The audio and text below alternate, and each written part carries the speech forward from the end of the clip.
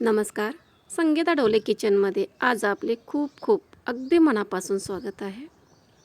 आज मी इडली, वडा, मेदूवडासाठी लागणारे आणि अगदी हॉटेल टाईप चटपटीत आणि घट्टसर असे सांबार कसे बनवायचे ते आपण बघणार आहोत. चला तर मग पटकन रेसिपीला सुरुवात करूयात. मी इथे तुरीची डाळ साफ करून 1.5 वाटी घेतलेली आहे. तिला कुकरमध्ये टाकून 2 ते 3 पाण्याने स्वच्छ अशी धुवून घ्यायची आहे.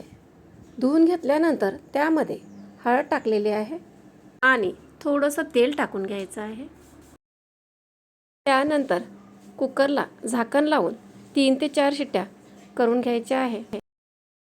बघू शकता डाळ छान शिजली आहे. आता मी इथे पळीने छान असं घाटून घेणार आहे. घाटल्यामुळे काय होईल, डाळ एकजीव अशी बनेल. बघू शकता छान अशी झाली आहे. सांबार मसाला डाळीमध्येच ॲड करून घेणार आहे.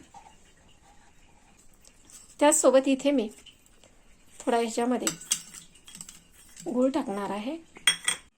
यामध्ये मी पाणी टाकून चिंच आणि गुळाला व्यवस्थित असं हाताने मॅश करून घ्यायचं आहे.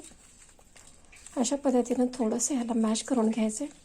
इथे मी चिंचे आणि गुळाचं पाणी व्यवस्थित असं ॲड करून घेणार आहे. टाकताना चिंच अशी बाजूलाच राहिली पाहिजे.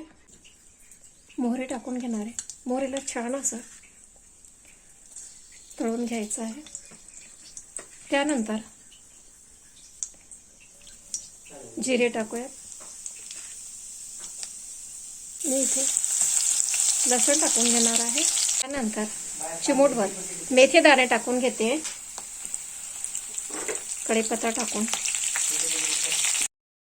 त्यानंतर इथे कांदा टाकून सुरुवातीला त्याला छान असं परतून घ्यायचं आहे.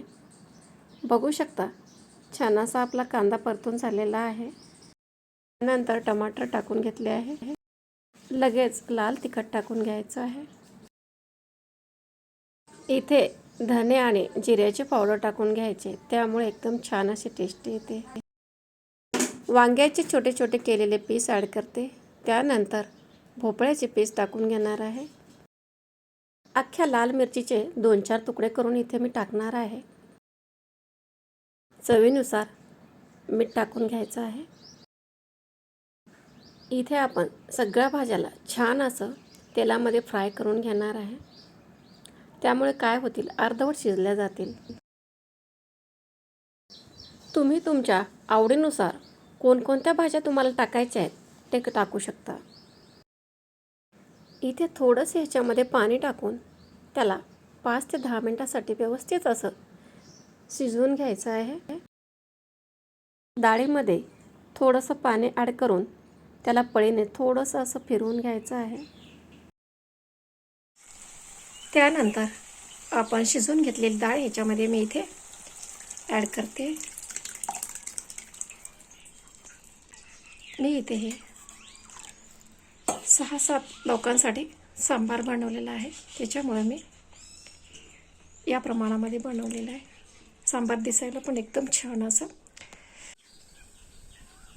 इथे तुम्ही बघू शकता सांबार एकदम छान असं उकळून झालेलं आहे आणि मीडियम गाढं पण बनलेलं आहे. जास्त पातळ पण नाही आहे, जास्त घट्ट पण नाही. जसं इडलीसाठी हवं आहे तसंच आहे. आता मी इथे गॅस बंद करून ठेवणार आहे. इडली आणि वड्यासाठी सांबार बनवून तयार झालेले आहे. याच्यावरून मी थोडेसे कोथिंबीर टाकून घेतलेले आहे. बघू शकता एकदम दिसायला असं छान झालेलं आहे. बघता क्षणी असं वाटतं लगेच खायला घ्यावं. माझ्या रेसिपीला लाईक आणि शेअर करायला विसरू नका.